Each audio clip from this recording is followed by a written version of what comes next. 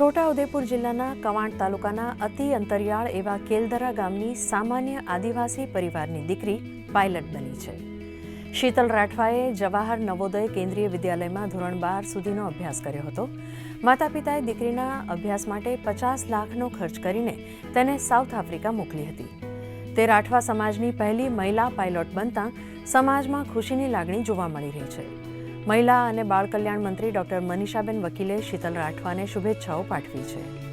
શીતલબેનને ખૂબ ખૂબ અભિનંદન આપું છું. છોટાઉદેપુર તાલુકાના પણ એક ગર્વનો વિષય છે અને સમાજ માટે બી એક દિશા બતાવતી આ દીકરી છે કે જો તમારે ખરેખર એક લાગણી હોય ભણવાની, સાથે સાથે કંઈક કરી બતાવવાની પોતાની જીવનમાં ક્ષમતા હોય તો આપણે કંઈક કરવું જોઈએ અને સમાજ માટે પણ એક ઉત્તમ ઉદાહરણ જ્યારે પૂરું પાડ્યું છે. શીતલબેનને ખૂબ ખૂબ અભિનંદન આપું છું. પુણેથી એરક્રાફ્ટ મેન્ટેનન્સ એન્જિનિયરિંગ કરી અને એના પછી એર ઇન્ડિયામાં ઓન જોબ ટ્રેનિંગ કરી અને એના પછી હવે મેં સાઉથ આફ્રિકામાં પાયલટની ટ્રેનિંગ કરું છું. પાયલોટની ટ્રેનિંગ ચાલુ છે.